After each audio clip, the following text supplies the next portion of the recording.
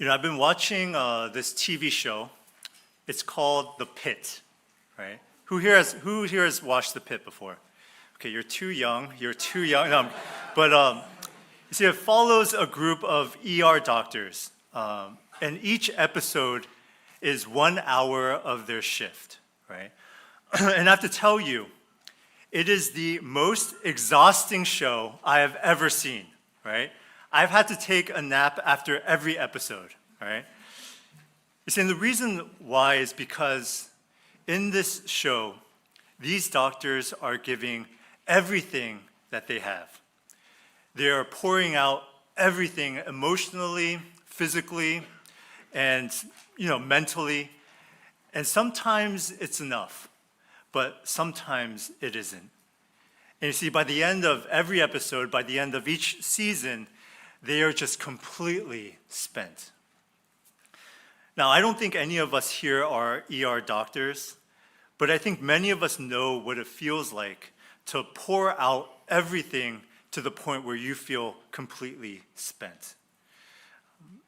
Even now, I think that some of us could be feeling this really deep type of tiredness, a tiredness that doesn't really leave us even after we get some sleep. For some of us, it's been a long season of work. Others, it's been a long season of school. For others, it's been this long season of serving within the church. We have been showing up consistently. We have been giving faithfully. We've been trying our best. And yet somewhere in the middle of all of those different things that we have been trying to juggle within our lives, we have become worn down. And what happens for many of us is that when we are worn down, our relationship with God also begins to wear down. God feels a bit more distant than usual. Our prayer life is not as deep as it was before. And our relationship with God that has been doing so well, that we have been passionate, is now just more out of habit. Brothers and sisters, if that is you today, I want you to know that Jesus is talking to you in Matthew chapter 11. He says to the weary, "Come to me, all who labor and are heavy laden, and I will give you rest." You see, during that time, there was a religious system that was built in place. There were hundreds of rules. There were hundreds of expectations that needed to be followed in order to be in right standing before God. And you see, if you don't follow these rules, if you don't follow these expectations, then the people would automatically think that God would be disappointed in them. You see, in their minds, the Pharisees, the rule keepers, the teachers of the law, those are the people who would be most close to the Lord. And yet, if those people are disappointed in you, if those people are belittling you, which they would back then God would be doing the same thing to you.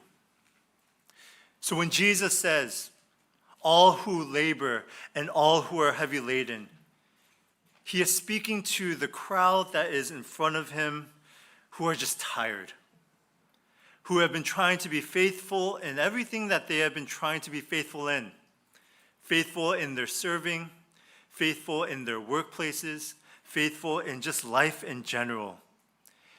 And he says to them, "Come to me." Brothers and sisters, this is the same invitation that he is giving us today. This is one of the most famous verses in all of the Bible. We know this, right? Some of us may have written it down on our coffee mugs. Some of us may have sweaters about this. Some of us may have even bumper stickers on this. We've said this to one another, right?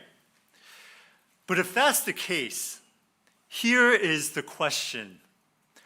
If Jesus is inviting us to rest, and we all know this verse well, then why don't we experience it? Why do so many of us who are sincere, who are faithful, who are hardworking, live exhausted rather than rested? You see, I don't think it's because we haven't studied the Bible enough. I don't think it's because we haven't prayed enough. You see, Jesus tells the crowd that true rest comes from one thing. You see, this crowd, the weariness, the tiredness, these people, they can find rest because of one thing, because he is gentle and lowly. Verse 29, Jesus says this, "Learn from me, for I am gentle and lowly." In all of the Gospels, this is the only place where Jesus tells us what his heart is like.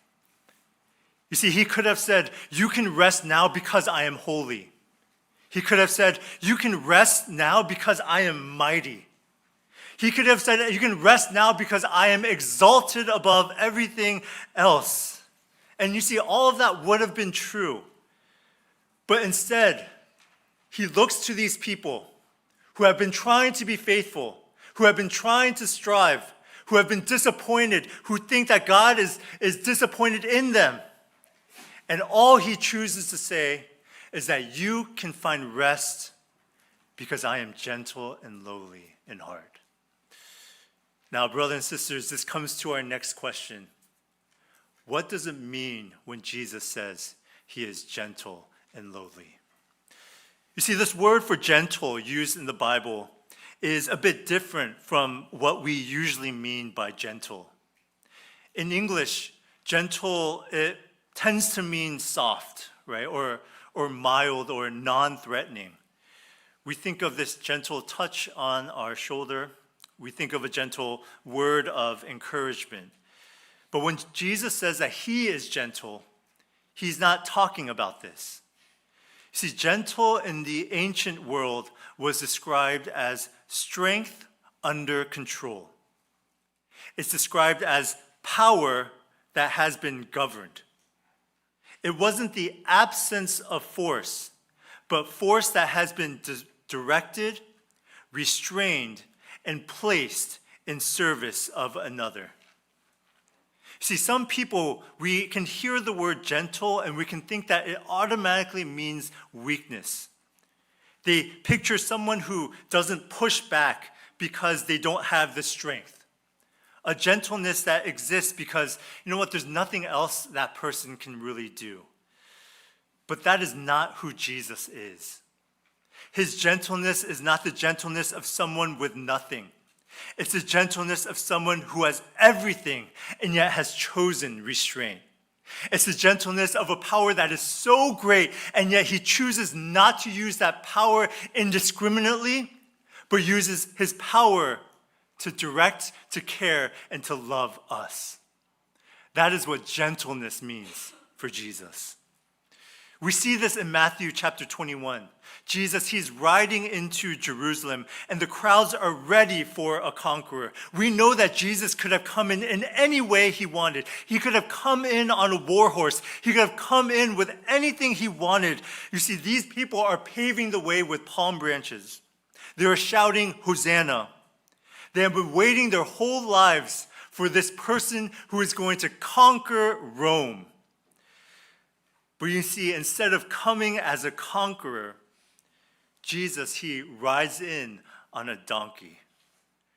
What an amazing sight that would have been. And you see, in that passage, Matthew, he quotes the prophet Zechariah, and he calls Jesus this one phrase. He says, the gentle king.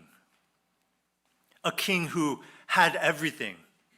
A king who is able to bring legions down, a king who has soldiers and power and might and strength, and yet he restrains it, he controls it, and he comes on a donkey. A few chapters later, in the Garden of Gethsemane, soldiers come to arrest Jesus.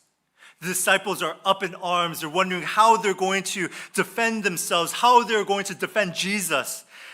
And yet Jesus, in this moment, tells his disciples, do not worry. Why? Because he could call 12 legions of angels if he desired.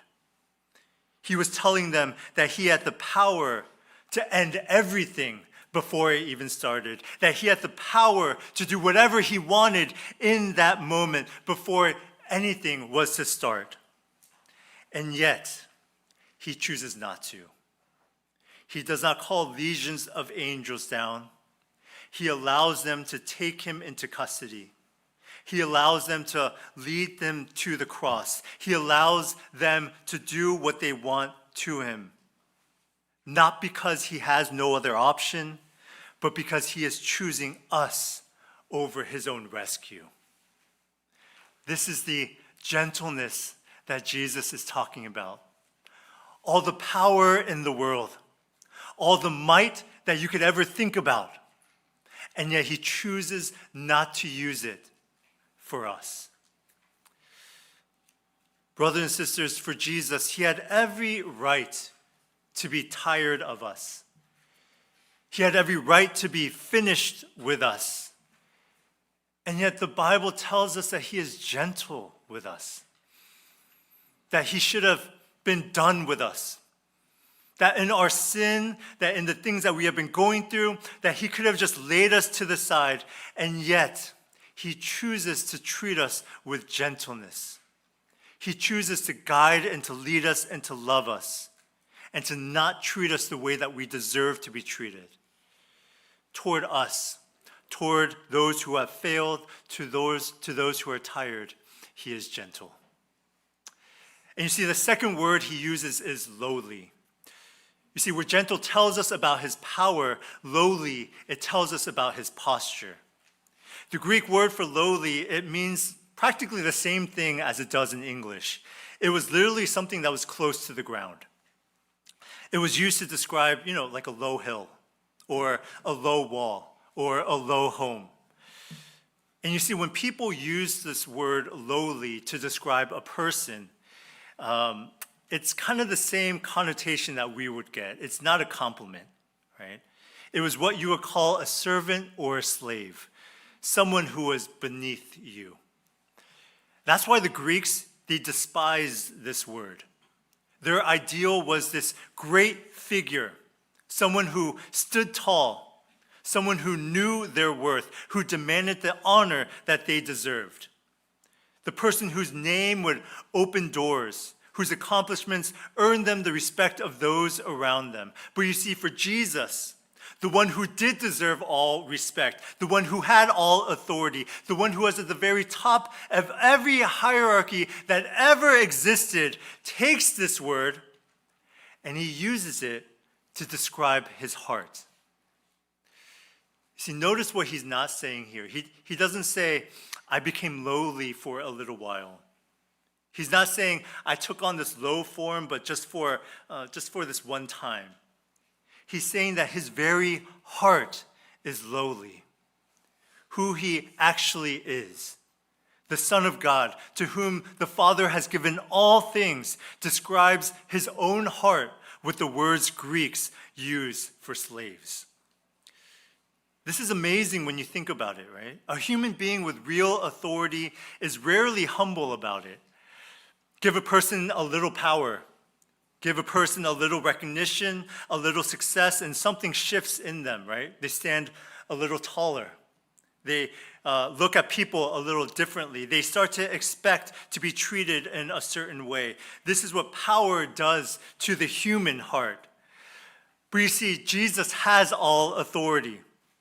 Every bit of authority that ever has been or ever will be belongs to him. And you see, brothers and sisters, what does that do to his heart? It does absolutely nothing. His heart is lowly. His heart, in other words, is for the low people. You can see this in how he moves through the Gospels. He does not demand to be recognized as he walks around. He does not only talk to the teachers of the law or to royalty or to the king or to the emperor. He does not stand above people. What he does is he sits at the table with tax collectors and with prostitutes. What he does is he touches lepers that no one else will touch. Everywhere he goes, this is his heart. His heart is for the lowly. Jesus, you see, tells us that he is gentle and lowly. His gentleness is not weakness, it is restrained power. He has every right to judge, every right to condemn, every right to turn away, and yet towards us, he is gentle. He chooses mercy. His gentleness means that he will not be harsh with you, that he knows you personally, that he knows the tiredness that you are facing, the burdens that you have carried. He knows your past, he knows your future, he knows the sins that you haven't told anyone, and yet he will still deal with you gently. He will not be rough with you. He is also lowly at heart. His lowliness is not this insecurity. It is the posture of someone who has nothing to prove. He does not stand above us in contempt. He does not wait for us to reach him. He is not waiting for us to fix ourselves. He comes to us. He reaches the low and he stays with us. His heart is for the lowly. He crosses that distance first. He wants to be with us. He wants to be near to us. He talks about this, that he will walk with us in the valley of the shadow of death. He is a caring and loving and near God to us. Jesus has power that will not harm us, humility that will not overlook us. And this is why we can trust in Jesus' invitation to find rest in him. This is where it connects together. He says, "Take my yoke upon you and learn from me, for I am gentle and lowly in heart, and you will find rest for your souls." Brothers and sisters, the rest he offers is not separate from who he is. The rest is him. The reason why we can find rest, the reason why we can fully just give everything over to him, the reason why we can give all of our burdens, all of the stresses, all of the things that we have been holding and unwilling to give to anyone else, is because he is gentle and because he is lowly. That's what Jesus is saying. He's saying, because I have all power and because I care for you, you can trust me with everything that you have. And when you trust me with what you have, and when you take on my yoke, that is when you will find the rest your soul is looking for. Think about what genuine rest requires. You see, rest, it requires two things. First is trust in the person that you are resting in is strong enough to hold you. And second is trust that they actually want to hold you, right? If either of those is missing, you cannot rest. You know, my grandmother, she loves me, right? I'm 100% sure of this. I know that she would probably, if she could, she would want to hold me if I was tired. But I'm pretty sure that if she held me on her back, something bad would happen, right? See, the love is there. The strength is not. But on the other side, imagine the strongest person in the world, but they have no interest in you. They don't care about you. They would never bother to hold you. The strength is there. The love is not. You need both. Jesus, he's telling us in this passage, he has both for you. But you see, for most of us, when it comes to Jesus, we doubt him in this. This is the reason why it's so hard to come to Jesus, to find rest in him. This is the reason why we try to find rest in so many other things, is because we doubt one or both of these things. You see, either we doubt his power. Can he really do anything about this marriage? Can he really do anything about my schooling? Can he really do anything about what's happening to me? Can he really change this thing that I've been fighting for years and years? Can he really do something? Or we doubt his willingness. Does he really want to come near someone like me? After everything I've done, After how many times I've failed, after this amount of time that I haven't prayed to him, that I haven't read the Bible, that I haven't given, is he really still wanting me? Brothers and sisters, Jesus says, learn from me, for I am gentle and lowly in heart. Gentleness answers that power question. Lowliness answers the willingness question. And lastly, look at what Jesus is offering us. In verse 29 and 30, he says, take my yoke upon you, and you will find rest for your souls. For my yoke is easy, and my burden is light. You know, during this time, every rabbi had disciples that would be under him. And you see, every rabbi would use this expression of a yoke. They would give their disciples a yoke. And what that yoke would be was their way of teaching and their way of following God. And so there would be rabbis who would be very harsh, who would be very strict. And so their yoke would be very difficult to hold. The yoke told you what the rabbi was like. A harsh rabbi gave a harsh yoke. A demanding rabbi gave a demanding yoke. The yoke always revealed the heart of the one giving it. And you see, Jesus, after he talks about himself, that he is gentle and lowly in heart, he uses this expression to describe himself and his disciples. He says that his yoke is easy. This word easy carries the sense of kindness. In other words, Jesus is saying that when you follow me, that when you give me your worries, that when you give me your burdens, that if you're willing to follow after me, I will give you a kind yoke. You see, it's kind not because the yoke itself is weightless or meaningless, but because the one giving it is gentle and lowly. Think about what that means. The yoke of the Pharisees always demanded more. It was a yoke that was never finished. It was a yoke that always asked you to strive and yet was always disappointed. It was a yoke that never told you when you had enough. You could pray, you could fast, you could tithe, and you could obey and still go home wondering if God was pleased with you. This was a yoke of religion. This was a yoke of the Pharisees. And yet Jesus' yoke is not like that. Brothers and sisters, it is not like that. His yoke does not keep score. It does not measure you against other people. His yoke is the yoke of someone who already knows the worst about you and still cares for you. Who knows your past, who knows your future, who knows everything about you, and yet is still willing to come to you. That is the yoke that he is promising. And this is why he says, my yoke is easy. My yoke is kind because I am kind to you. That I have all the power in the world, and yet it is restrained, it is controlled, it is for you. That I am lowly in heart. That I am willing to come near to you. That I'm willing to walk with you.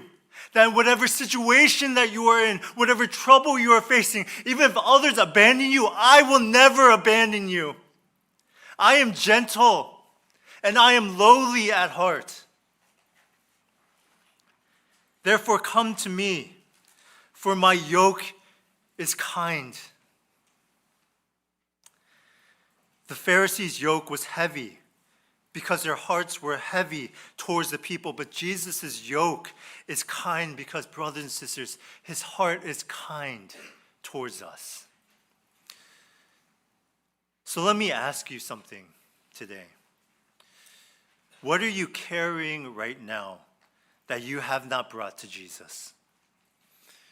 What is the burden that you are holding upon your shoulders? What is the worry that you have? What is the situation that you are trying to manage just on your own? Maybe it's a flaw or a sin or a situation. I don't know what it is. Maybe it's a relationship that's been quietly crushing you.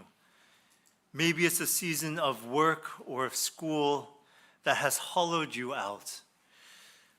Maybe it's this grief that you have been too busy to process for so long. Whatever it is, Jesus is saying just one thing this morning. He's giving you just one invitation. He's saying, come to me. Come to me.